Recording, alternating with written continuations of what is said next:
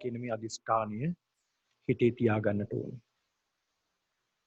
බණ අහනකොට බොහෝම ශ්‍රද්ධාවෙන් යුක්තව ධර්මයට ගෞරවයක් ඇති වෙන විදිහට මේ ධර්මය ශ්‍රවණය කළ යුතුයි. ඔබගේ සිත, කය, වදන කියන මේ ඉන්ද්‍රියන් ඊතා හොඳින් සංවර කරගත යුතුයි. සිතින් ඔබට අකුසල් චේතනා මේ මොහොතේ නොපැමිණිය යුතුයි. ඒ වගේම කය පිළිවෙලකට තබාගෙන විවිධ බාහිර ක්‍රියා වලින් ඈත් වෙලා සංවරව අපි බණ ඇසිය යුතුයි. ඒ වගේම වචනය සංවර කරගත යුතුයි. මේවා මතක් කර දෙන්නේ ඔබ දන්නවා මේ දේවල්. නමුත් නැවත නැවත මතක් කර දෙන්නේ මේ ධර්මයට ගරු කිරීමක් වශයෙන් අපි එහෙම සිදු කළ යුතුයි කියන එක. ඊළඟ කාරණාව පින්නතුනි, අපි දන්නවා අපිට මේ සසරින් එගොඩ වෙන්නට උවමනා කර තියෙනවා. අපි හැම කෙනෙක්ගේම අරමුණ එකයි. බෞද්ධයන් වෙන අපි සියලු දෙනාම උත්සාහ කරන්නේ මේ සියලු දුක් නිමා කරන්නට. කොයිතරම් අපි මේ දේවල් සිද්ධ කළත් ඒ සියල්ලම අවසානයේ දුකින් කෙලවර වෙනවා. ඒක නිසා තමයි අපි මේ නිවන් දකින්නට උත්සාහ කරන්නේ. හැබැයි මේ නිවන් දකින්නට අපිට ඒකට නිසි වැඩපිළිවෙලක් ඕනේ. ඒ වැඩපිළිවෙල කියාගෙන කෙනෙක් ඕනේ. එහෙනම් ඒ කෙනාට අපි කියනවා කල්යාණ මිත්‍රයා කියලා. එහෙනම් ඔබෙත් මගෙත් මුල්ම කල්යාණ මිත්‍රයා කවුද? ඒ වෙන කවුරුවත් නෙමෙයි. ඒ ශාන්තිනායක ලෞතර බුදුරජාණන් වහන්සේ. උන්වහන්සේ අපේ පරම කල්යාණ මිත්‍රයා. උන්වහන්සේ තමයි මේ මඟ හොයාගත්තේ. සංසාර සාගරයේ උන්වහන්සේ පීනලා නොඑක් දුක් විඳිමින් මේ සසරේ ඇවිද්දේ කවුරු නිසාද? අපි වෙනුවෙන්. ඒක නිසා ඔබත් මමත් අපි හැමෝම ඒ බුදුරජාණන් වහන්සේට ණය ගැති. ඒකයි අපි බුද්ධ වන්දනා සිද්ධ කරන්නේ. බුදුහාමුදුරන් මේසා විශාල ආමිස පූජාවන් සිද්ධ කරන්නේ ඒ ගෞරවය නිසා. එහෙනම් මේ කල්යාණ මිත්‍රයන් වහන්සේ හෙලිපෙහෙලි කරලා දුන්න මේ උතුම් වූ ධර්මය අද අපි බොහොම ශ්‍රද්ධාවෙන් ගෞරවයෙන් යුක්තව ශ්‍රවණය කරනවා කියන මේ උතුම් චේතනාවෙන් යුක්තව ධර්මයේ ශ්‍රවණය කරමු. හොඳයි පින්නතුනි, මම අද ධර්ම මාතෘකාව වශයෙන් තබා ගත්තේ නකුල පිටු කියන මේ සූත්‍රය. සංයුක්ත නිකායේ තියෙන මේ සූත්‍රයේ තුලින් මම අද බලාපොරොත්තු වෙනවා පින්නතුනි, මේ මරණ මොහොතේදී අපි කොහොමද අපේ සිත ශක්තිමත් කරගන්නේ, බලවත් කරගන්නේ කොහොමද කියන එක පිළිබඳව අද මේ දේශනාවෙන් සිද්ධ කරන්නේ. පින්නතුනි, නකුල මාතා නකුල පිතා කියලා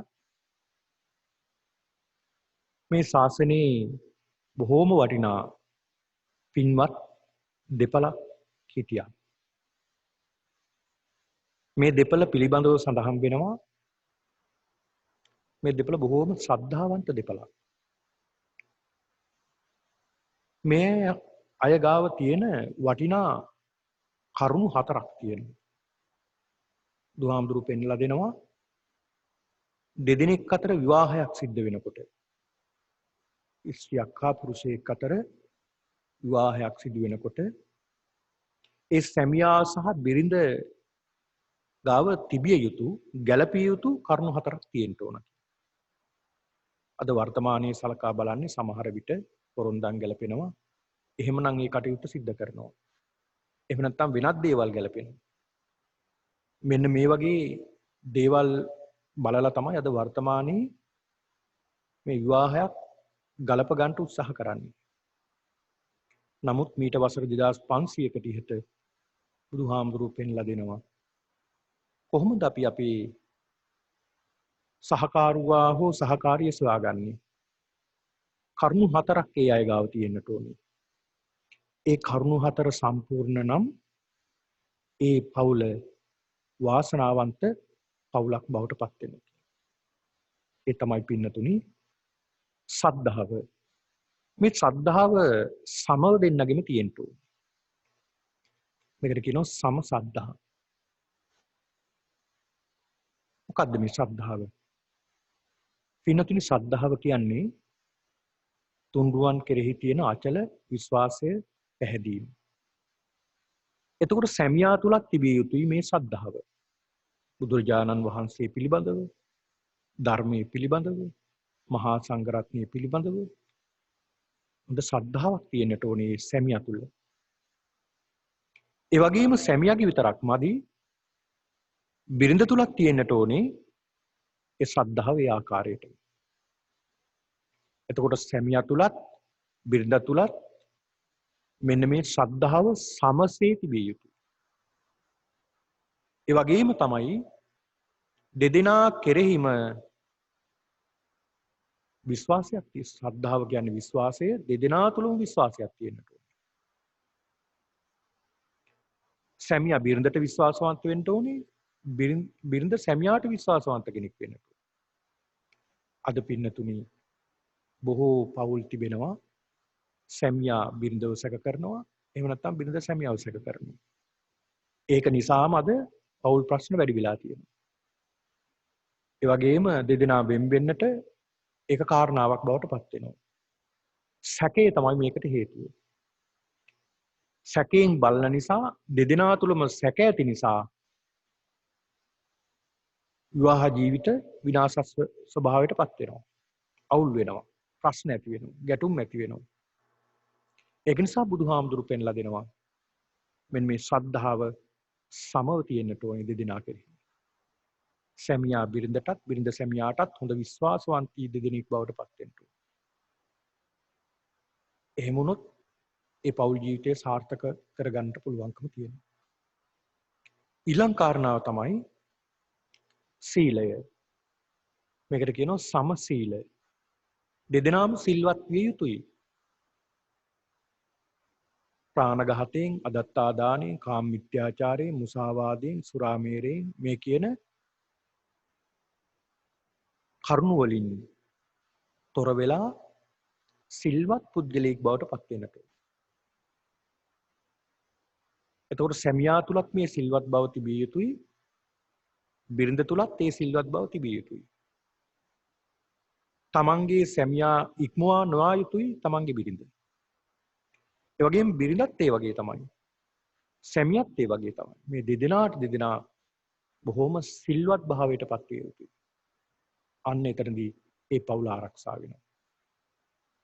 සමසීල. ඊළඟ සමචාග. ත්‍යාග කියන්නේ පරිත්‍යාගය, කැපකිරීම, දන් දීම. මෙන්න මේ කියන ත්‍යාගය දෙදෙනා තුලම සමානව තියෙන්නට ඕනේ. සැමියාත් දන් දීමට කැමති වෙන කෙනෙක් බවට පත් වෙන්නට ඕනේ. ඒ වගේම තමයි බිරිඳත් දන් දෙන්නට කැමති වෙන කෙනෙක් බවට පත් වෙන්නට ඕනේ. දෙදෙනාම දානය, ත්‍යාගය කියන සම්පත්තිය තියෙන්නට ඕනේ. සමහර තැන්වල බිරිඳ දන් දෙනවා, සැමියා කැමති නැහැ. සැමියාට හොරෙන් බිරිඳ දන් දෙන්න උත්සාහ කරන්නේ. සමහර අවස්ථාවල සැමියා කැමති දන් දෙන්න, බිරිඳ කැමති නැහැ කිසි දෙයක් දෙනවට. එතකොට එතන ගැටුමක් ඇති වෙනවා. එහෙනම් දෙන්නම සම ත්‍යාග බවට පත් වෙන්නට ඕනේ. දන් දෙන්නම එක සමානව දන් දෙන පිරිසක් බවට පත් වෙන්නට ඕනේ. එහෙම පවුල් වාසනාවන්ත පවුල් පින්නතුනි. ඒ වගේ පවුල් අපිට දැක් ගන්න පුළුවන් වෙනවා. බොහෝ තැන්වල තියෙනවා එහෙම පවුල්. බොහොම ශ්‍රද්ධාවන්ත පින්නතුන් ඉන්න පවුල්. ඊළඟට සම ප්‍රඥා. දෙදෙනාම හොඳ ප්‍රඥාවකින් යුක්ත දෙදෙනෙක් වෙන්නට ඕනේ. සැමියා තුලත් බිරිඳ තුලත් හොඳ ප්‍රඥාවක් තියෙන්නට ඕනේ. ධර්මයේ දියුණු කරගත්ත නුවණක් තියෙන්නට ඕනේ. හොඳ ධර්ම කාරණා දියුණු කරගත්ත නුවණක් දෙදෙනාටම තියෙන්න ඕනේ. අපි දන්නවා සමහර පවුල් තිබෙනවා සැමියා ගෙදර එනකන් බලාගෙන ඉන්නේ ධර්මයේ සාකච්ඡා කරන්න. සැමියාත් බොහොම කැමැත්තෙන් ඉන්නවා ධර්මයේ සාකච්ඡා කරන්නට. සන්ධ්‍යාවේ ගෙදර ආවට පස්සේ දෙන්නම එක්කලා ධර්මයේ සාකච්ඡා කරනවා. මහත්මයා අද මම මේ වගේ ධර්මයක් ඇහුවා. මේ වගේ ධර්ම දේශනාවක් ආවා. මේ ධර්මයේ කියුවා මම. මේ කරුණු කියුවා. මේවයි කියලා ඒ ධර්මය තමන්ගේ ස්වාමියාට කියලා දෙනවා. ස්වාමියාත් තමන්ගේ බිරිඳට කියලා දෙනවා මේ ධර්ම කරුණු. බලන්න මොන තරම් වාසනාවන්ත පවුලක්. එතකොට පින්නතුනි මේ නකුල සූත්‍රය කියලා කියන්නේ මේකේ සඳහන් කරන මේ කාරණා හතර අපේ පවුලක් බොහොම වාසනාවන්ත පවුලක් බවට පත් කරගන්නට කරුණු හතරක් තමයි මේ සඳහන් කරලා තිබෙන්නේ. ඒ වගේම තමයි චතු සම්වාස කියලා සූත්‍රයක් සඳහන් වෙනවා. මේ සූත්‍රයේ සඳහන් වෙනවා බුදුහාමුදුරු පෙන්ලා දෙනවා පවුල් හතරක් පිළිබඳව. එකක් තමයි චවෝ චවාය සද්දින් සංවසති. චව කියන්නේ මලමිනියක්. චවෝ චවාය සද්දින් සංවසති. මලමිනියක් මල ස්ත්‍රියක් සමග වාසය කරනවා. දෙන්නම මලකඳන්. ස්වාමියාත් නොඑක් විදියට දුරාචාරයේ හැසිරෙනවා, මත්පැන් බොනවා, බොරු කියනවා, කේලම් කියනවා, ප්‍රාණඝාත කරනවා. බිරිඳත් ඊට දෙවිනි නෑ. බිරිඳත් ඒ වගේ. එතකොට මේ පවුල විනාශකාරී පවුලක් බවට පත් වෙනවා. ඊළඟ චවෝ දේවාය සත්‍යින් සංවසති. ස්වාමියා මලමිනියක් වගේ ජීවත් වෙන්නේ. දුරාචාරයෙන් කටයුතු කරනවා. හැබැයි ස්වාමි දියණිය දෙවඟනක් වගේ ඒ සියල්ල ඉවසගෙන කටයුතු කරනවා. ඊළඟට දේවෝ චවාය සද්දින් සංවසති. ස්වාමියා දෙවියෙක් විදියට බොහොම සිල්වත් බවින් යුක්තයි. හැබැයි බිරිඳ යක්ෂණියක් වගේ. ඊළඟට දේවෝ දේවාය සද්දින් සංවසති. දෙදෙනාම දෙවියෙක් දෙවඟනක් සමග මුත්තන් දෙදෙනාම එක සමානව බොහොම සිල්වත්ව කටයුතු කරන බව. අන්නේ පිරිස තමයි බුදුහාමුදුරුවෝ අගය කළේ. ඉතින් මේ කරුණු ටික මම මතක් කර දුන්නේ අපේ ජීවිතයක් සාර්ථක කරගන්න ලෞකික ජීවිතයක් ඉතා වටිනා වාසනාවන්ත කරුණු කීපයක් මේ සඳහන් කළේ. හොඳයි පින්නතුනි මේ නකුල සූත්‍රයේදී සඳහන් වෙනවා මේ සූත්‍රයේදී මේ නකුල පියා මේකේ සඳහන් වෙනවා මේ නකුල පිතා නකුල මාතා මේ මව්පිය දෙදෙනා මේ ස්වාමියා බිරිඳ ජීවිතාන්තයේ දක්වාම උඹ නොදකින් කියලාවත් කියාගෙන නැහැ කියනවා. දෙදෙනා පුදුම සෙනෙහසක් ආදරයක් බැඳීමක් තිබ්බ දෙන්නේ මේ දෙදෙනා. බුදුහාමුදුරු අගය කළා මේ දෙන්නගේ ජීවිතය. ඒ තරම් වටිනා ජීවිතයක් ගත කළේ. මේ නකුල පියා දවසක් එක අවස්ථාවක බොහෝ අසනීප තත්ත්වයටපත් වුණා. බොහෝ අසනීප වුණා. රෝගාබාධ වලින් බොහෝ පෙළුණා.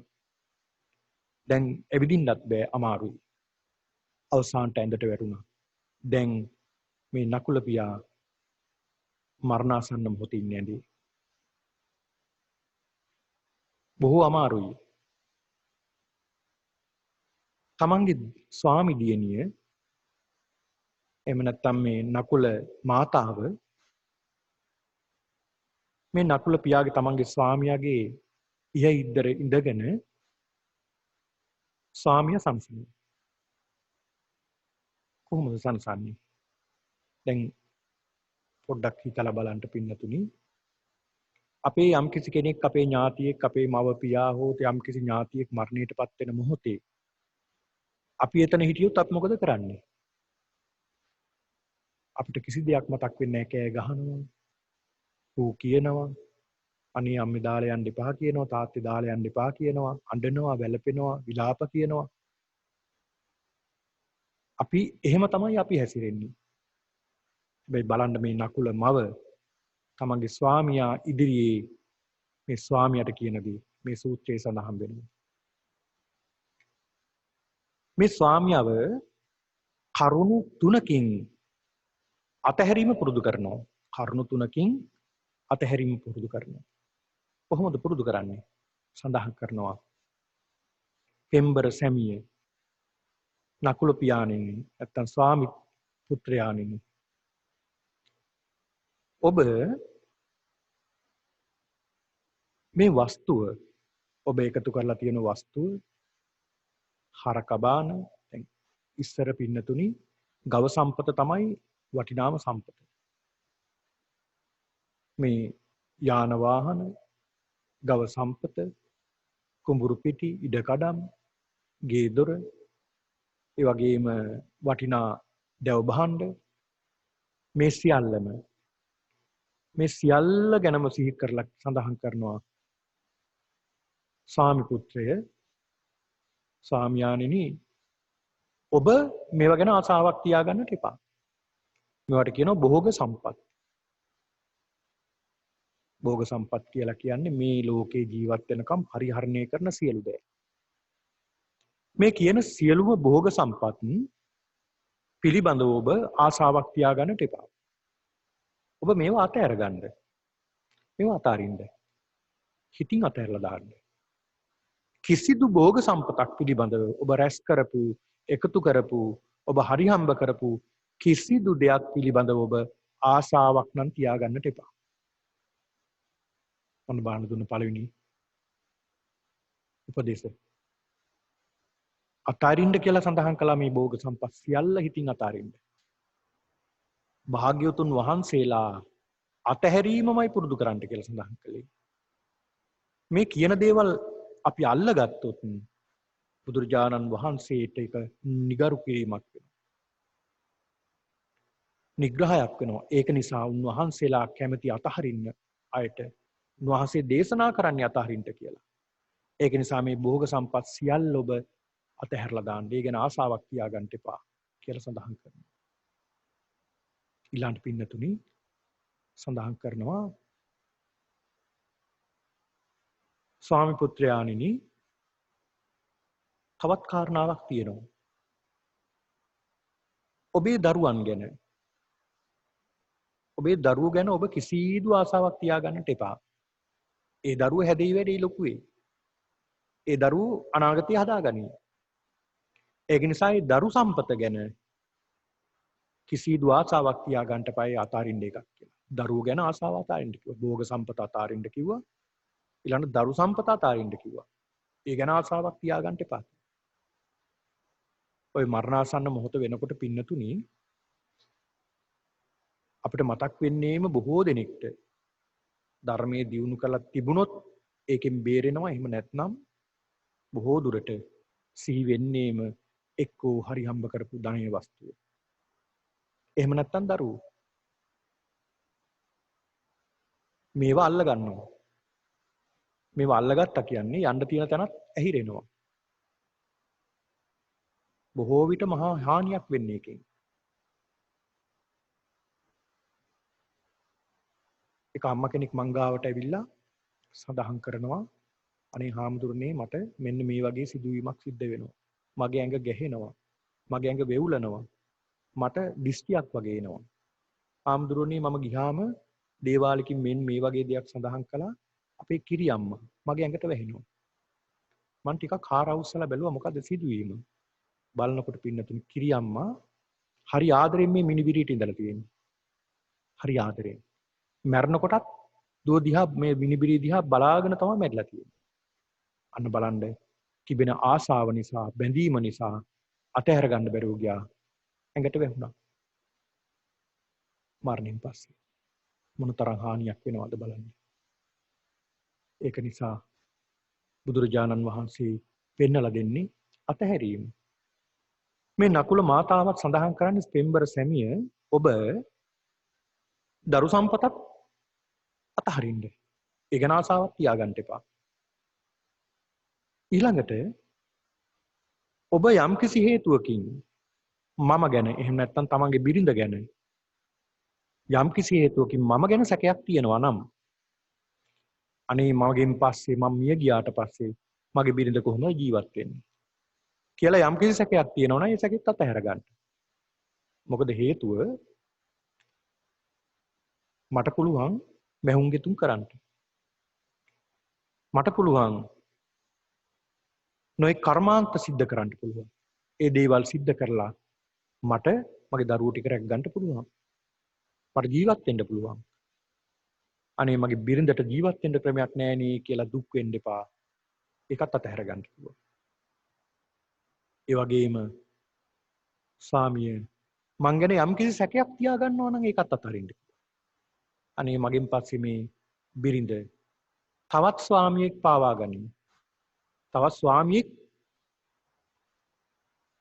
එක්කගෙන තවත් ස්වාමියෙක් ගාවට යයි කියලා යම්කිසි සැකයක් තියෙනවා නම් ඒකත් අතහැර ගන්න.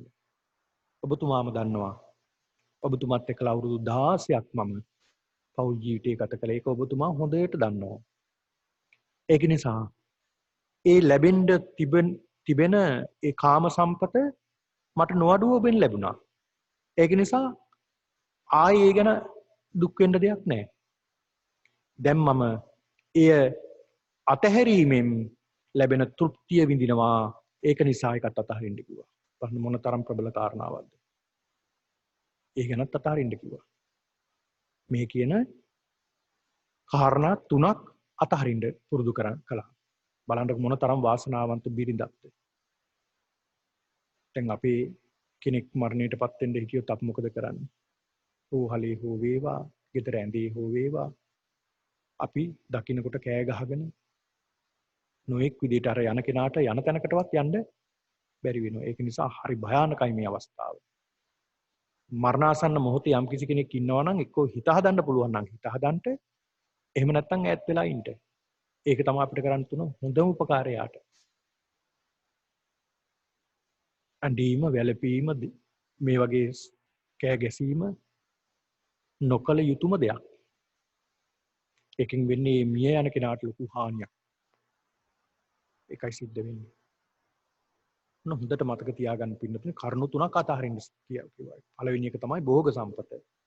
දෙවෙනි කාරණාව තමයි දරු සම්පත. තුන්වෙනි කාරණාව තමයි බිරිඳ ගැන තිබෙන ආසාව. සැකය. මේක අතහරින්න කිව්වා. ඊළඟට මේ බිරිඳ බලන්න මොන තරම් බුද්ධිමත් බිරිඳක්ද නකුල මාතාව. කරුණු පහක සමාදන් කරනවා. කරුණු පහක් තුල හිත පිහිටවනවා මේ ස්වාමියාගේ මරණාසන්න මොහොතේ. මොනවද මේ කරුණු පහ? එකක් තමයි සද්ධාව. ස්වාමී පුත්‍රයාණෙනි ඔබ සද්ධාව තුලම හිත පිහිටව ගන්න. ශ්‍රද්ධාවම දියුණු කරගන්න. ඒ භාග්‍යවතුන් වහන්සේ අරහං කවදාවත් පවක් කරලා නැහැ උන්වහන්සේ. උන්වහන්සේ සියලු ක්ලේශයන් සම්පූර්ණයෙන් විනාශ කරපු කෙනෙක්, නැති කරපු කෙනෙක්. උන්වහන්සේ සියලු ආමිෂ පූජා, ප්‍රතිපත්ති පූජාවන්ට යෝග්‍ය වෙන කෙනෙක්. ඒක නිසා උන්වහන්සේට අරහං කියලා කියනවා. ඒ භාග්‍යවතුන් වහන්සේ සම්මා සම්බුද්ධයි. චතුරාර්ය සත්‍ය මනාකොට අවබෝධ කරගත්ත කෙනෙක්. උන්වහන්සේ විද්‍යාචරණ සම්පන්නයි. අෂ්ට විද්‍යා පස්වස් චරණ ධර්ම වලින් උන්වහන්සේ සමන්නාගතයි. ඒක නිසා විද්‍යාචරණ සම්පන්න කියලා උන්වහන්සේට සඳහන් කරනවා. උන්වහන්සේ මනාකොට නිවන්ට ගමන් කළා. ඒක නිසා සුගත කියලා කියනවා. උන්වහන්සේ බොහෝ සංවර ගමන් ඇති කෙනෙක්. සුගත කියලා කියන උන්වහන්සේට. ලෝකවිදු තුන් ලෝකයේම අතැඹුලක්සේ දැනගත්ත කෙනෙක්. අනුත්තර පුරුෂ ධම්මසාරති.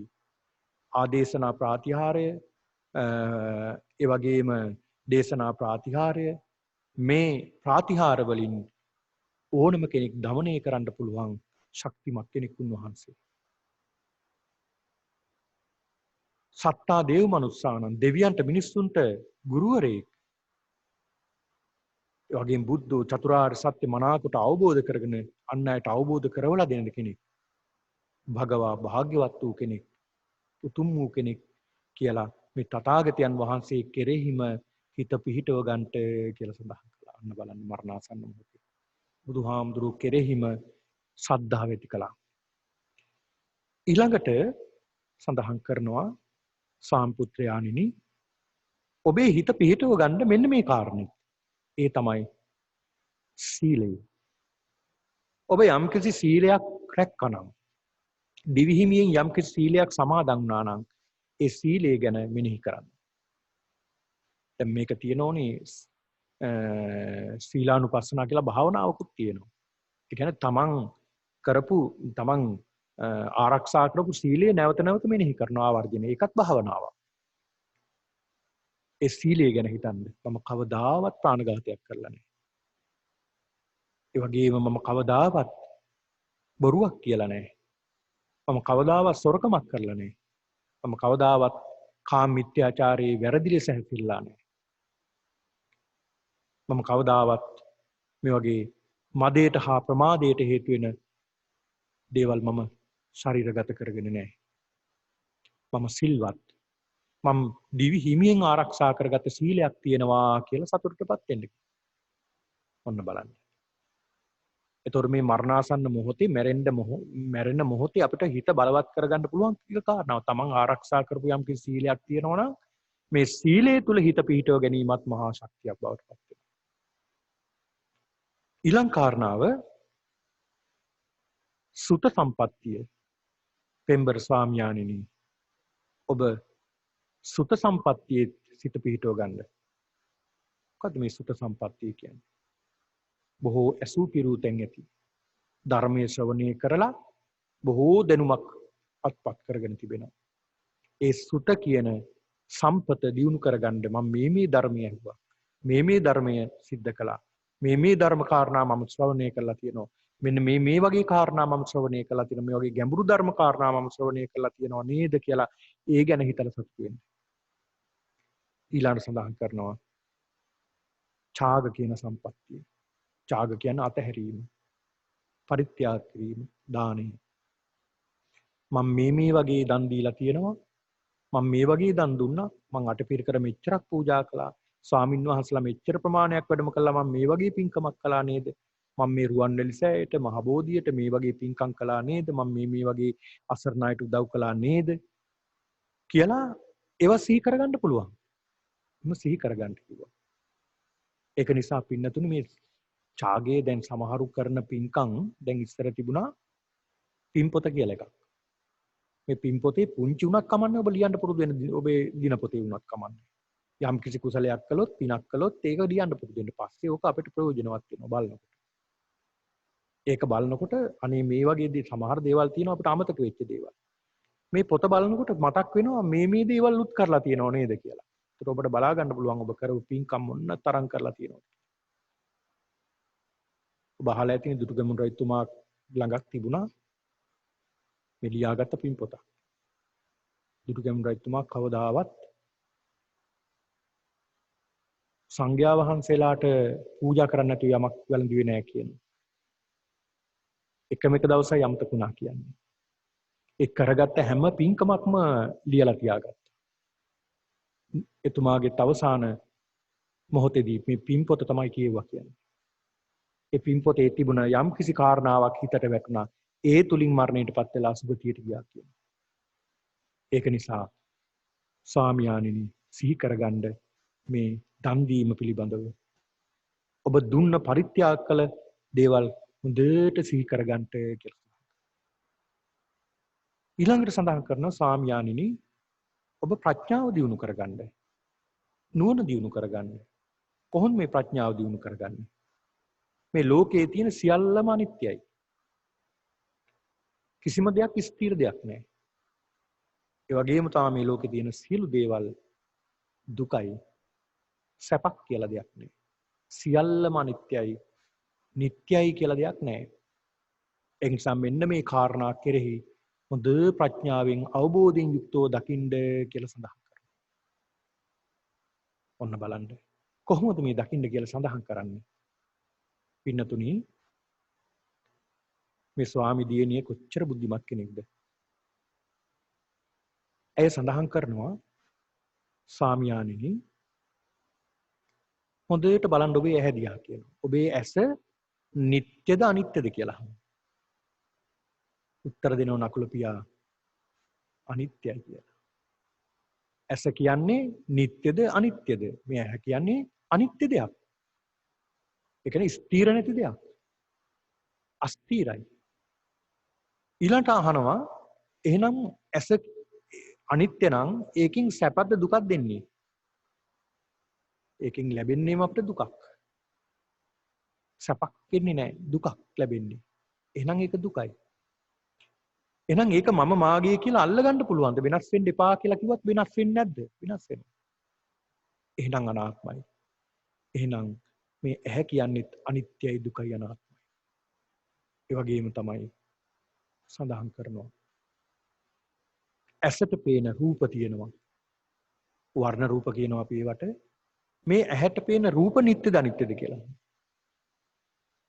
මේ ඇහැට පේන රූපත් අනිත්‍යයි. එහෙනම් ඒ රූපවලත් තියෙනවා සැපක් නෑ එතන. ඒ රූපවලත් ඒක අනිත්‍ය නම් ඒක අනිවාර්යයෙන්ම දුකක් බවට පත් වෙනවා. ඒ වගේම තමයි මම මගේ කියලා අල්ල ගන්න බෑ. එතනත් අනාත්ම භාවයේ තියෙනවා. ඒ වගේම තමයි ඇසත් රූපයත් නිසා අපිට ඇති වෙනවා චක්කු විඥානය. ඇහත් අනිත්‍ය නම් ඇහැට පේන රූපත් අනිත්‍ය නම් ඇසත් රූපයත් නිසා හටගන්නා වූ චක්කු විඥානය ඇස නිසා හටගන්නා විඥානයේ සිට නිට්ටයද අනිත්‍යද කියලා අහනවා. අනිත්‍යයි කියලා සඳහන් කරනවා. අවබෝධයෙන්මයි උත්තර දෙන්නේ. ඒ චක්කු විඥානයේ අනිත්‍ය නම් ඒක සැපද දුකද කියලා අහනවා. ඒක දුකයි කියනවා. අනාත්මයි කියනවා. මේ විදිහට පංචේන්ද්‍රියන් පිළිබඳව පංචස්කන්ධය පිළිබඳව විමසා උත්තර දෙනවා. උත්තර දීලා සඳහන් කරනවා. පෙම්බර සැමිය මම ගැන හොඳට දන්නවා භාග්‍යවතුන් වහන්සේ. උන්වහන්සේ දැන් මේ වෙලාවේ සුන්සුමාරගිර බේසකලා වනයේ උන්වහන්සේ වැඩ ඉන්නේ. උන්වහන්සේගෙන් අහන්න පුළුවන් මම කවුද කියලා. උන්වහන්සේ හොඳට උත්තර දෙයි. මම කවුද කියලා. මේ සඳහන කරනකොට පින්නතුනි අර මරණාසන්න මොහොතේ හිටපු මේ නකුල පියා සනීප වෙනවා. ඒ වෙලාවේ සනීප භාවයට පත් වෙනවා. හිත ශක්තිමත් වෙනවා මේ කියන දේවල් අහලා. හැරමිටියත් අරගෙන ටිකෙන් ටික හිමින් බුදුහාමුදුරු හම්බෙන්න යනවා. පස්සේ හම්බෙන්න කියලා බුදුහාමුදුරන්ගෙන් අහනවා. භාග්‍යවතුන් වහන්සේ මෙන්න මේ වගේ සිදුවීමක් සිද්ධ වුණා. මගේ පෙම්බර බිරිඳ මේ වගේ දෙයක් මට කියලා දුන්නා. මේ වගේ දෙයක් කතා කළා. මම මරණාසන්න මොහොතේදී ඇඳේ මම හිටියේ අමාරුවෙන් බිරිඳ මෙහෙම දෙයක් මට සඳහන් කළා. බුදුහාමුදුරුවෝ ඒක ඒ විදිහටම සඳහන් කරනවා. ඒක නිසා තමයි ඒක දේශනාවක් වෙන්නේ. බුද්ධ දේශනාවක් බවට පත් වෙන්නේ. බුදුහාමුදුරුවෝ අනුමත කළා. අනුමත කරපු නිසා ඒකම බුද්ධ දේශනාවක් බවට පත් වුණා. ඒ සඳහන් කළ බුදුහාමුදුරුවෝ දේශනා කරනවා නකුල පියාණෙනි ඔබේ බිරිඳ ඒ තරම් වාසනාවන්ත කෙනෙක්. බොහොම ශ්‍රද්ධා භක්තිය තියෙන කෙනෙක්. ඇයි එසේ මෙසේ කෙනෙක් නෙමෙයි. ඒ අනාගාමී උපාසිකාවක් කියනවා. ඔන්න බලන්න. අනාගාමී වෙච්ච කෙනෙක්. ඒක නිසා මේ මරණාසන්න මොහොතේ අපි සිත බලවත් කරගන්නට ඕනේ. කොහොමද බලවත් කරගන්නේ? පින්නතුනි හොඳට ධර්මයේ ප්‍රගුණ කරලා තියෙන්නට ඕනේ. කොහොමද මේ ධර්මයේ ප්‍රගුණ කරන්නේ? ප්‍රඥාව තුලින්. ප්‍රඥාව තුලින් අඩුම ගානේ අපේ කය ගැනවත් වැටහීමක් තියෙන්නට ඕනේ. මේ කය ගැන වැටහීමක් ඇති වෙනවා කියන්නේ සම්මාදිට්ඨිය අඩු වෙනවා කියන නැති වෙනවා කියන්නේ. සම්මාදිට්ඨිය නැහැ කියලා කියන්නේ එතන සෝතාපන්න බවට පත් වුණා කියන්නේ. මේ කය ගැන යම්කිසි අවබෝධයක් අපි ඇති කරගන්නට ඕනේ. මේ කයේ තියෙන පින්නතුනි කුණප කොටස් 32ක්. අපි ඊළඟ වතාවේදී කායගත අනුසතිය වඩන්නේ ඒ භාවනාව සිද්ධ කරන්නේ. එහිදී අපිට මේක ප්‍රයෝජනවත් වෙනවා තවත්. කුණප කොටස් 32ක් මේ ශරීරයේ තියෙනවා. ඔය සඳහන් වෙනවා කේසා ලෝමා නකා දන්තා තචෝ මන්සන්නහාරු අට්ටි අට්ටි මිඤ්ඤා වක්කං හදයන් යකනං කිලෝමකම් පිහකං පප්පාසං අන්තං අන්තගුණං උදරියං කරීසම් පිත්තං සෙම්මම් පුබ්බෝ ලෝහිතං සේදෝ මේදෝ අස්සුවසා කේලෝ සිංගානිකා ලස්කා මුත්තම් මත්තකේ මත්තලුංගන්ති. කේසා කියලා කියන්නේ කෙස්. මේ ශරීරයේ අපේ හිසේ තියෙන කෙස්. මේ හිසේ තියෙන කෙස් පින්නතුනි හිසේ තියෙන තුරු අපිට ආත්ම දෘෂ්ටියෙන් බැඳිලා තියෙනවා. හිසෙන් ගැලවුණ හැටි අපිට පිළිකුලක් දැනෙන්නේ. එතකොට මේ ශරීරයේ තියෙන කෙස් කියන්නේ පිළිකුල් දෙයක්. අපි මේ හිසේ තියාගෙන අතිශය පිළිකුල් දෙයක්. ලෝමා කියලා කියන්නේ ලොම්. ශරීරයේ තියෙන ලොම්. නකා කියලා සඳහන් වෙන්නේ නියපොතු. දන්තා කියලා සඳහන් වෙන්නේ දත්. ඊළඟ තචෝ කියන්නේ මේ ශරීර කූඩුව වැහිලා තියෙන හැම තචෝ කියලා කියන්නේ. ඊළඟ මන්සං කියලා සඳහන් වෙනවා ශරීරයේ පිරලා තියෙන මස් පිඩු 300ක් පිරලා තියෙනවා. ශරීරය තුල මේ පවතින මස් වලට කියනවා මන්සං. ඊළඟ නහරු ශරීරේ පුරාම විහිදෙන නහර. අට්ටි ශරීරයේ තියෙන අස්ථි ඇට කොටස් තිබෙනවා. ඒ වගේම අට්ටි මිංජා ඇට මිදුලුත් තියෙනවා මේ අස්ථි ඇතුලේ පවතින ඇට මිදුළු. ඊළඟ වක්කං කියන්නේ වකුගඩුව. හදයන් කියන්නේ හදවත. ඊළඟ යකණං කියන්නේ අක්මාව. මේ ශරීරයේ අභ්‍යන්තරයේ තියෙන කාරණා තමයි මේ සඳහන් කරන්නේ. කිලෝමකං කියලා සඳහන් වෙනවා දලබුව කියලා කියනවා. ඊළඟ පිහකං කියන්නේ බඩදිව. පප්පාසං කියන්නේ පෙනහළු. පප්පාසං කියලා සඳහන් වෙනවා පෙනහළු වලට මේ ශරීරයේ අභ්‍යන්තරයේ තියෙන ඉන්ද්‍රියන් ගැන මේ සඳහන් කරන මේ සියල්ලම පිළිකුල් කියන එකයි. මේ සඳහන් වෙන්නේ. පෙන්නලා දෙන්නේ. ඊළාට අන්තං කියන්නේ අතු කුඩා බඩවැල්. ශරීරයේ තියෙන කුඩා බඩවැල් මේ ගන්නා වූ ආහාර ටිකෙන් ටික දිරවීමටපත් කරලා කටයුතු කරන්නේ මේ කුඩා බඩවැල්. ඊළාට අන්ත ගුණං මහ බඩවැල්. උදරියං ශරීරයේ තියෙන මේ උදරය කරීසං කියලා සඳහන් වෙන්නේ අසූචි වලට. පිත්තං කියන්නේ පිත. සෙම්මං කියලා සඳහන් වෙනවා සෙම ශරීරයේ තියෙන. පුබ්බෝ කියන්නේ සරව. ලෝහිතං ලේ. සේදෝ කියලා සඳහන් වෙනවා ස්වේද නැත්තම් දහදිය. මේදෝ කියලා සඳහන් වෙනවා මේදය. ශරීරයේ තියෙන තෙල්. මේ තෙල් වලට මේද කියලා කියනවා. අස්සු කියන්නේ කඳුළු. වසා කියලා කියන්නේ බුරුණු තෙල්. කේලෝ ශරීරයේ අපේ මුඛයේ තිබෙන කෙල මේවා තමයි අපේ ප්‍රයෝජනවත් වෙන්නේ ආහාර කැබලි වලට කඩලා අඹරලා පහසුවෙන් උදරයේ කරා ගමන් කරන්න අපිට ප්‍රයෝජනවත් වෙන්නේ මේ කෙල. කේලෝ කියන්නේ කෙල. සිංහානිකා කියන්නේ සොටු වලට කියන්නේ. ලසිකා සඳ මිදුළු. මුත්තං මුත්‍රා වලට සඳහන් කරනවා. ඒ වගේම මත්ථ ලුංගං කියලා කියන්නේ හිස් මොළයට.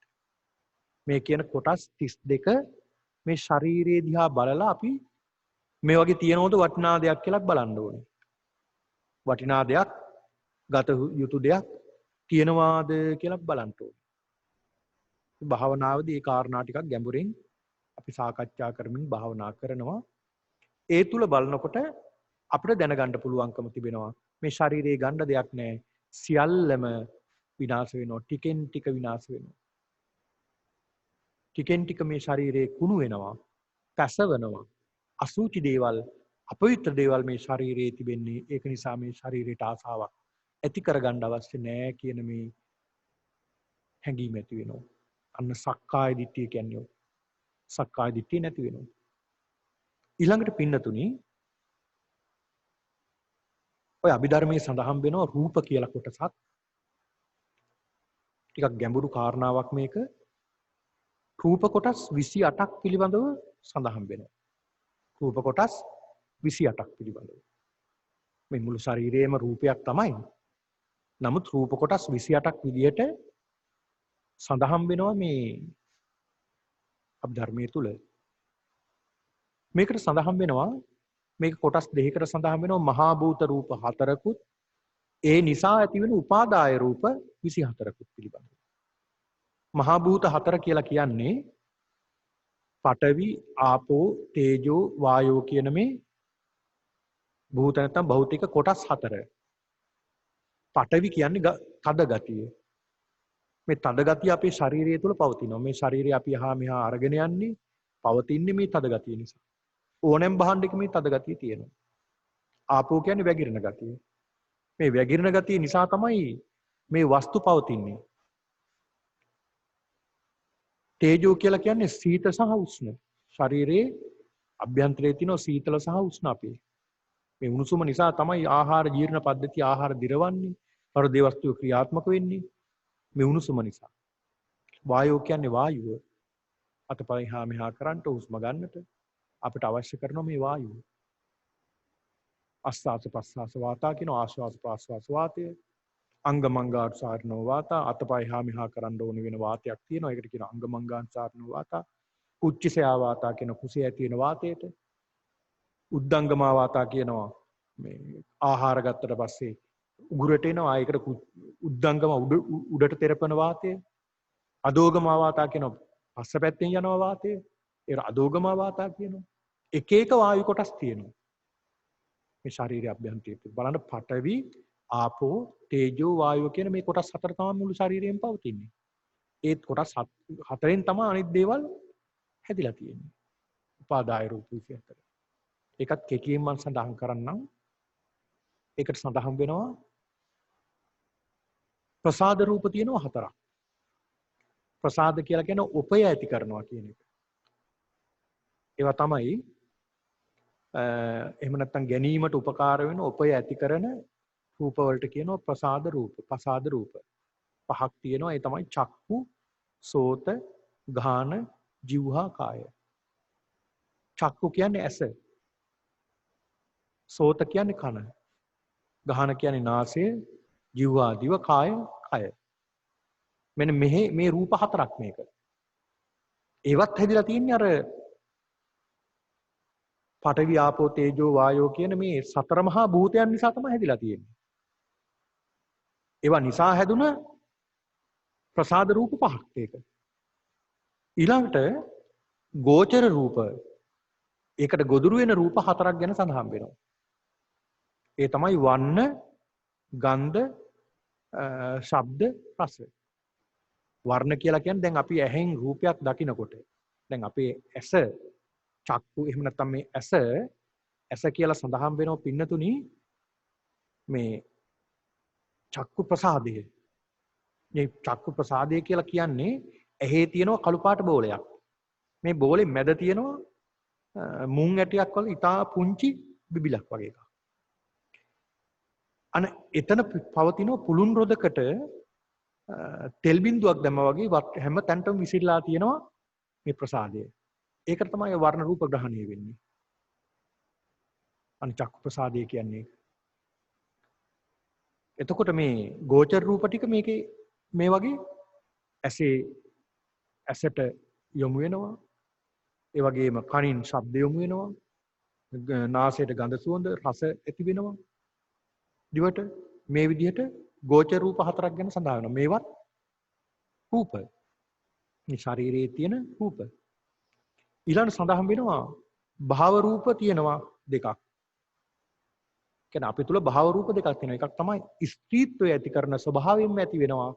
මුළු ශරීරයේ පුරාමේ රූපේ තියෙනවා. ස්ත්‍රීන් තුල ඉත්ති රූප කියලා කියනවා. භාව රූපේ ඉත්ති රූප.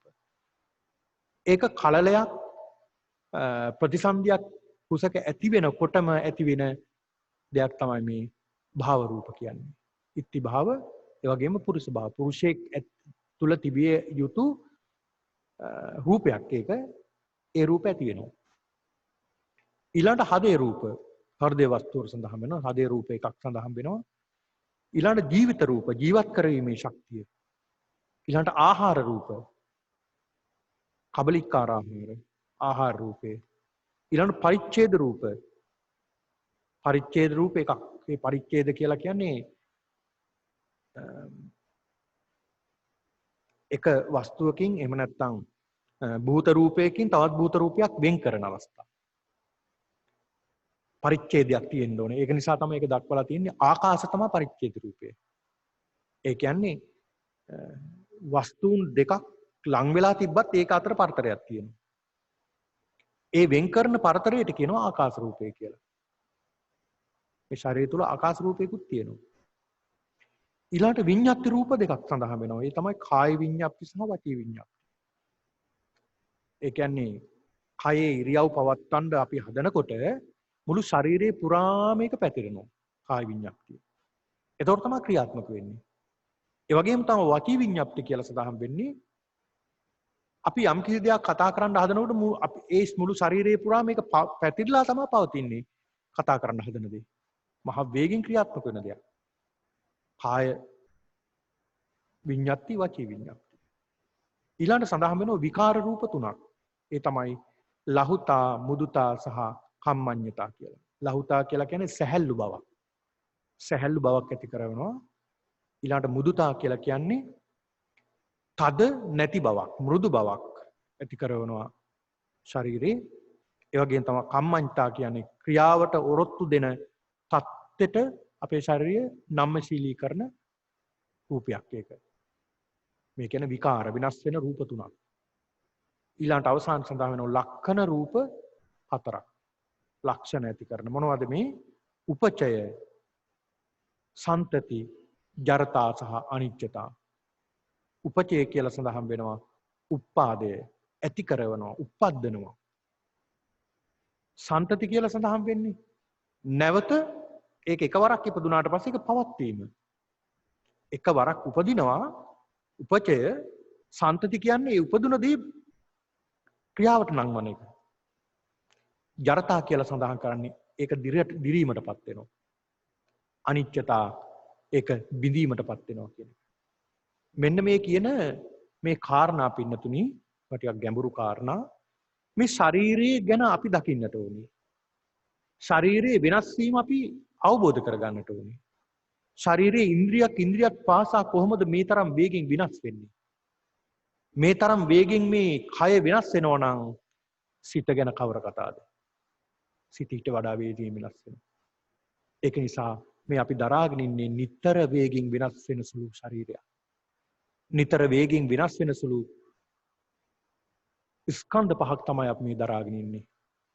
ඒතර මේ ස්කන්ධ පහක් අපි දරාගෙන අනිත්‍ය වූ, දුක්ඛ වූ, අනාත්ම වූ ස්කන්ධ පහක් අපි අරගෙන හිමි කරගෙන අනිත්‍ය වූ දෙයක් අපි හොයනවා. දුක්ුණ දෙයක් පස්සේ යනවා සැපයක් කියලා. අල්ලගන්න බැරි දෙයක් ආත්ම විදියට අල්ලගන්න හදනවා.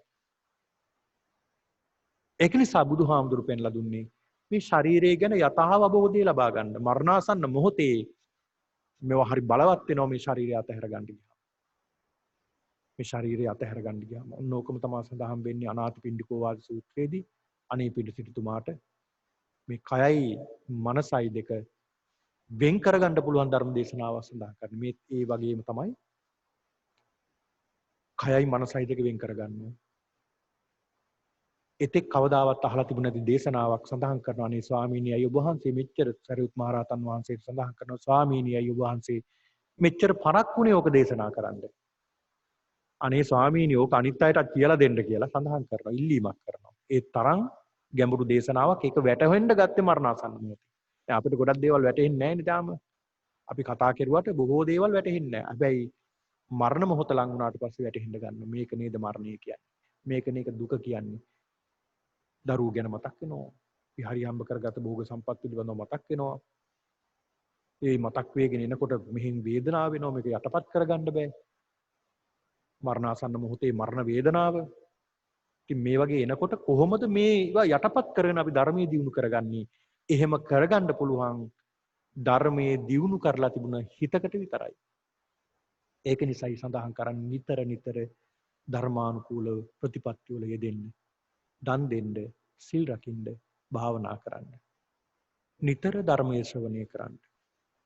ඔබ ලැබෙන හැම අවස්ථාවකම ධර්මයට යොමු වෙන්න. ධර්මයේ ගැන ඉගෙන ගන්න. ධර්මයේ දියුණු කරගන්න. හිතේ තිබෙන ක්ලේශ යටපත් වෙන විදිහට කටයුතු කරන්න. රාගය, ද්වේෂය, මෝහය ඇති වෙන දේවල් වලින් ඈත් වෙන්න. නිතරම ධර්මයේ ප්‍රගුණ කරන්න, පරිශීලනය කරන්න. එදාට ඔබටත් පුළුවන් මේ මරණය සඳහා සූදානම් වෙන්නට. මරණ මංචකයේ ඉඳලා ඔබට ධර්මයේ මෙනෙහි කරගෙන සුගති භූමියකටවත් අඩු ගානේ පත්වන්නට මේ උතුම් දේශනාව හේතු වාසනාම වේවා කියලා ප්‍රාර්ථනා කරන පින්නතුනි. එහෙනම් හොඳයි මේ මොහොතේදී අපි මේ දේශනාව තුළින් අපි ධර්මයේ පිළිබඳව සාකච්ඡාවක් පවත්වනවා මේ මොහොතේදී. ඔබට තියෙන යම්කිසි ධර්ම ගැටලුවක් තිබෙනවා නම් ඒ පිළිබඳව සාකච්ඡා කරන්නට මේ අවස්ථාව තිබෙනවා.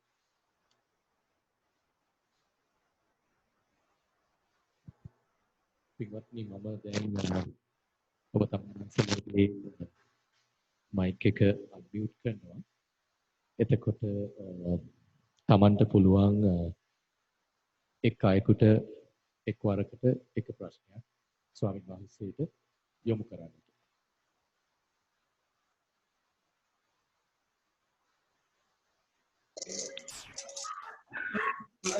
අපි දෙන්න we're going like this. Then home repair main here. So his partner was behind like that. Archie, okay, I'm right. I'm like this small distance. I'm instead of going around that person. What's wrong, boy? Hello. Yeah, hari mana hari bila?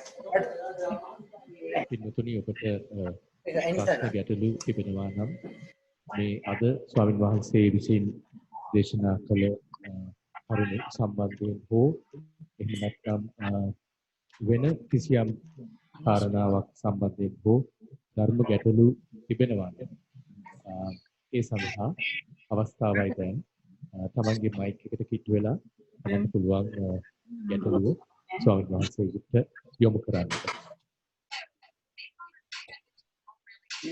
මට බොරුට කියන්න බෑ.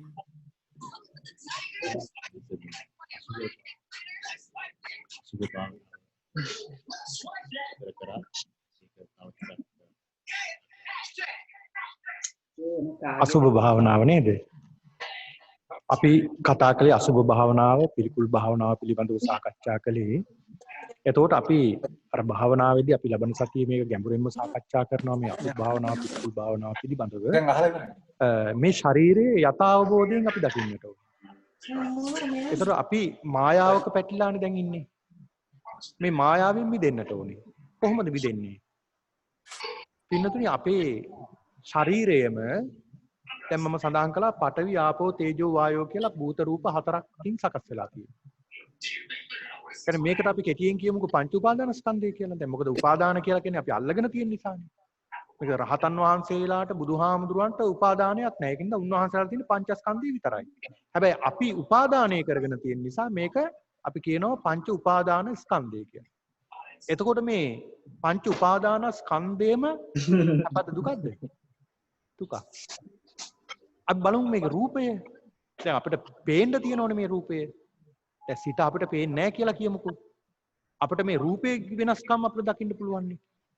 ටිකක් හිතලා බලන්න පුංචි කාලේ ඔබ කොහොමද හිටියේ? පින්තූර අරන් බලන්න. ඔබ ගත්ත ෆොටෝ වල දැන් පුංචි කාලේ මෙහෙම හිටියේ. දැන් මෙහෙම ඉන්නේ. දැන් අඳුරන්නත් බෑ දැන්. තව ටිකක් කල් යනකොට කෙස් පැහිලා. කවුල සුදු වෙලා. ඊළාට කොන්ද කුදු වෙලා. අතපය හය හත්තිය නැති වෙලා. දත් ටික වැටිලා. ඇස් පේන්නේ නැතුව ගිහලා කන්නඩි දාන්න වෙලා. පහගුණ දැනෙන්නේ නැහැ හරියට. මෙන්න මේ විදිහට අපේ ශරීරය වෙනස් වෙනවා වේගින්. වේගින් අපේ ශරීරය වෙනස් වෙනවා. ගිය අවුරුද්දේ වගේ නෙමෙයි මේ අවුරුද්ද වෙනකොට මගේ ශරීරය වෙනස් වෙලා. අන්න බලන්න. අසුබ විදිහට දකින්න, අනිත්‍ය විදිහට දකින්න මේ ශරීරය ගැන. ඊළඟට බලන්න තව අපිට කොච්චර කාලෙද ජීවත් වෙන්න තියෙන්නේ. දැන් කෙනෙක් අවුරුදු 80ක් ජීවත් වෙනවා නම් ඒකෙන් භාගයක් ජීවත් වුණ කෙනෙක් තව කොච්චර කාලයක් ජීවත් වෙයිද? දැන් මං ගණන් බැලුවා මට අවුරුදු මේ දවස් 10000 100ක් 200ක් විතර වගේ තමයි මට ජීවත් වෙන්න තියෙන්නේ තාම. කියන්නේ දින. ඔබත් බලන්න ඔබේ වයස එක්කලා අවුරුදු අපි හිතමුකෝ අවුරුදු 80ක් ජීවත් වෙනවා කියලා. අසුමට මෙහෙන් අපිට මොනෝ වෙයිද දන්නේ නැහැ. අවුරුදු 80ක් ජීවත් වෙනවා නම් එතෙන්ට ගණන් හදලා බලන්න අපි දවස් කීයක් ජීවත් වෙනවද කියලා. අද දවසත් ඉවරයි. ඒකට එක දවසක් ඉවරයි. ඒකෙන්. ඒ වගේ ටිකෙන් ටික අපි යන්නේ කොහාටද? මරණය කරා. එතකොට මේ මුළු ශරීරේම අනිත්‍ය වෙවි මේ පඨවි ආපෝ තේජෝ වායෝ කියන මේ 13 අපේ ශරීරේ පවතිනවා. මේව වෙනස් වෙනවා. මේක ළමා කාලේදී මේව වර්ධනය වෙනවා. ඒ කියන්නේ මේකට කියනවා පැසවනවා කියලා. පැසවලා පැසවන්න දෙයක් නැතුව යනවා. ඊට පස්සේ මොකද වෙන්නේ? පැසවලා දැන් අපි හිතමුකෝ පළතුරු ගෙඩියක් හොඳට පැහිලා හොද්දටම පැහිලා.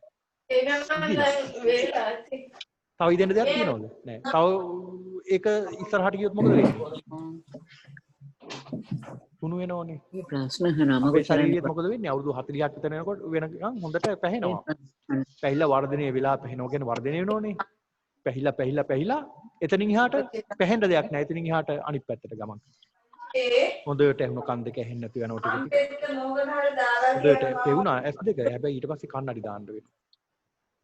අතපය හොඳට තිබුණා. හැබැයි ඔන්න 40 50 පෙන්නට පස්සේ ටික අබලම් වෙනවා. ඉස්සර නම් ඕන දෙයක් කෑවා අපි. බට්ට වැටුණාට පස්සේ ඕන දෙයක් වරොත්තු දෙනවා. හැබැයි දැන් තෝරලා තමයි ගන්නෙ. ඔන්න බලන්න. අපේ ශරීරයේ ස්වභාවය ටික අපේ ශරීරයේ අනිත්‍ය ස්වභාවයට යනවා. පිළිකුල් බවට පත් වෙනවා. මේ මුළු ශරීරයම පිළිකුලක් බවට පත් වෙනවා. බලන්නකො දොරවල් 9කින් අපේ ශරීරයේ දේවල් එළියට එනෝනේ. S2 ගත්තාම උදේට අපි S2 මූණ සෝදන්නේ මොකද? මේ S වලින් කබේනවා. ඊළඟට මේ නාස් දෙකින් සොටු දිය ගන්නවා. අසුබයක්. මේ කටින් කෙල වැగిරෙනවා. ඒ වගේම තමයි මේ ශරීරයෙන් මල මුත්‍ර පිට වෙනවා. කන් දෙකෙන් දැන් බලන්නකො මේ කන් දෙක මේ වගේ කොච්චර අපිට දේවල් එනවද? සමහරුන්ගේ කම් පැසවලා සැරව ගලනවා. මොන තරම් අපිට දේවල් මේ දොරවල් 9කින් මේ ශරීරේ. ඒතර මේ මුළු ශරීරේම අසුබයක් නෙමෙයි. සුබ දෙයක් නෙමෙයි. යහපත් දෙයක් නෙමෙයි. මුළු ශරීරේම අසුබයක්. ඒතර මේ අසුබ වූ කයක් දරාගෙන තමයි අපි සුබ වූ දේවල් හොයන්න යන්නේ. අසුබ දෙයක් අපි ගාව තියාන අපි යනවා සුබ දේවල් හොයන්න. පවතින දේවල් හොයන්න. එහෙනම් පවතින දේවල් හොයන්න අපි මේ අපේ ශරීරයේ පවතින්නේ නැත්නම් ඒකත් අසුබයක් නං. පිළිකුලක් නං. අනිත් දේවල් ගැන කවර කතාවද? නේද? පිළිතුර ඇතිද? ප්‍රමාණවත් නෙමෙයි. තවත් මොන හරි දහම් ගැටලු තියෙනවා නම් ඔබට යොමු කරන්නට පුළුවන්.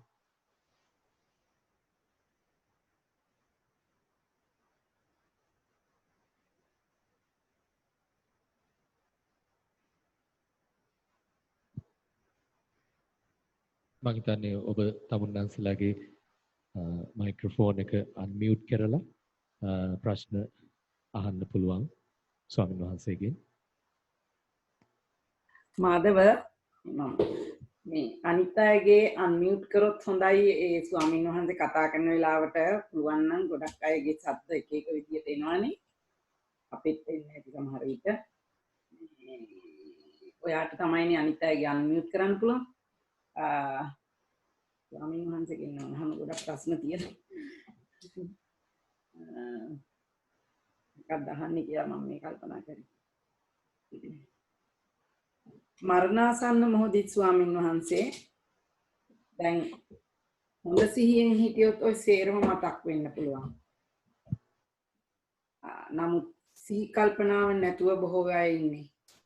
එතකොට ඒ හඳුරන්නේ මේ නැති වෙන පංචස්කන්ධය කියන එක නිතරම අපිට ධර්ම දේශනාවලදී අහන්න ලැබෙනවා. ඒ වගේම පංච උපාදානස්කන්ධය කියන එකත් අහන්න ලැබෙනවා. මේ දෙකක්ද නැත්නම් එකමද චුට්ටක් විස්තර කරන්න. පංචස්කන්ධයත් පංච උපාදානස්කන්ධයත් ඒක අපි කියන ආකාරය අනුව එකක්. හැබැයි මේක ක්‍රියාත්මක වෙන ආකාරය අනුව දෙකක්. පංච ස්කන්ධය කියලා කියන්නේ ස්කන්ධ පහක් විතරයි පවතින්නේ එතන. එතන උපාදානයක් නැහැ. හැබැයි උපාදානය කරගන්නේ කවුද? ප්‍රත්‍යඥය වෙනවා අපි. සෝවාන් සකදාගාමි අනාගාමි වෙනකම් ඕක උපාදානය කරගන්නවා. ආන් ඒ අයගේට කියනවා උපාදානස්කන්ධ. දැන් අපිට තියෙන උපාදානස්කන්ධ. රූප උපාදානස්කන්ධ. ඒ කියන්නේ රූපය අල්ලා ගැනීමක්. දැන් රහතන් වහන්සේලා අල්ල ගන්නවද රූපේ? නැහැ. ඒක නිසා උන්වහන්සේලාට තියෙන්නේ රූප ස්කන්ධයක් විතරයි. දැන් ඔය අභිධර්මයේ සඳහන් වෙනවා බුදුරජාන් වහන්සේට සිනහවක් පහළ වුණාම ඒක ක්‍රියාවක් විතරයි. අල්ල ගැනීමක් එතන නැහැ. හේතුව තමයි උන්වහන්සේ අල්ලගන්නේ නැහැ. අල්ලගන්නේ නැහැ උන්වහන්සේ. උන්වහන්සේ අල්ල ගැනීමක් නැහැ. කෙලෙස්යක් නැහැ උන්වහන්සේට. ඒක නිසා ඒවා ස්කන්ධයක් විතරක් බවට පත් වෙනවා. ඒ කියන්නේ රූප, වේදනා, සංඥා, සංඛාර, විඥාන කියන මේ ස්කන්ධ පහ උන්වහන්සේලා තියෙන්නේ ස්කන්ධ පහත් පිරිනුවම් පෑවට පස්සේ අවසන් වෙනවා. ස්කන්ධ පවත්වා ගැනීමක් විතරයි කරන්නේ. හැබැයි අපි තුල තියෙන උපාදානයක්, උපාදාන කියන අල්ල ගන්නවනේ. දැන් පටිච්චසමුප්පාදේ බලන්නකෝ. අවිජ්ජා පත්‍ය සංඛාරා, සංඛාර පත්‍ය විඥාන, විඥාන පත්‍ය නාම රූප, නාම රූප පත්‍ය සලආයතන, සලආයතන පත්‍ය පස්සෝ, පස්ස පත්‍ය වේදනා, වේදනා පත්‍ය මොකක්ද? තණ්හා. තණ්හා පත්‍ය මොකක්ද? ආදාන. තණ්හාව නිසා තමයි උපාදානය අල්ල ගැනීම. ඒක තමයි භයානක. අන්න මොකක්ද එතකොට? උපාදාන අල්ල ගැනීම. රූප උපාදානයක වීම. රූප අල්ල ගන්නවා. මේ රූපේ මම මගේ කියලා අල්ල ගන්නවා. රූපයක් දැකලා ඒ රූපය මම මගේ ආත්මයයි කියලා ඒ රූපය අල්ල ගන්නවා. ඒ රූපේ පිටිපස්සේ යනවා. ඒ රූපේ අයිති කරගන්න හදනවා. අයිති කරගන්න හදනකොට ඉස්සරහට එන සියලු දෙනා විනාශ කරන්න උනත් ශක්තිය කටයුතු කරනවා අර රූපේ නිසා. රූපය තමන්ගේ කියලා අල්ලගත්ත නිසා. වේදනාවත් එහෙමයි. උපාදානය කරගන්නවා. සැප දුක් උපේක්ෂා විදිහට අපි අල්ල ගන්නවා. සැප විදිහටත් අල්ල ගන්නවා. දැන් කෙනෙකුට හිතන්න පුළුවන් දුක අල්ල ගන්න නැහැ, දුක අපි කැමති නැහැ නේ කියලා. නෑ, දුකත් අල්ල ගැනීමක් ඒක. දුකත් අල්ල ගැනීමක්. සාමස එතකොට මේ අපිට යම්කිසි ශරීරයට වේදනාවක් දැනෙනකොට අපි කොහොමද ඒක පටිච්චසමුප්පාදය එක්ක කරන්නේ? ඔව්, වේදනාවක් දැනුණ ගමන් අපි කරන්න ඕනේ ඒක විමසන්න. ඒක විමසලා ඒ වේදනාව මොකක් නිසාද ආවේ කියලාත් මෙනෙහි කරන්න ඕනේ. ඔය කායानुපස්සනා මේ සඳහන් වෙන වේදනානුපස්සනාවේ සතර සතිපට්ඨානයේදී වේදනාවක් එන්නේ මොකක් නිසාද? වේදනාවක් එන්නේ දැන් වේදනාකාර තුනක් තියෙනෝනේ. සැප වේදනා, දුක් වේදනා, අදුක්කම සුඛ වේදනා. මේ සැප වේදනාවක් ආවත්, දුක් වේදනාවක් ආවත්, අදුක්කම සුඛ වේදනාවක් ආවත් මේක කොහොමද එන්නේ? මේක එන්නේ රූප නාම දෙකට ඇති වෙනවා විඥානයක්. නාම රූප විඥාන මෙන්න මේ තුන් නිසා තමයි ඇති වෙන්නේ. ඒතර වේදනාවක් එනකොටම අපි මෙනෙහි කරගන්න ඕනේ මේක මේ වේදනාව නාමයක් රූපයක් නිසා විඥානයක් ඇතිවෙච්ච අවස්ථාවක් කියලා එතනින් අපි ඒක මෙනෙහි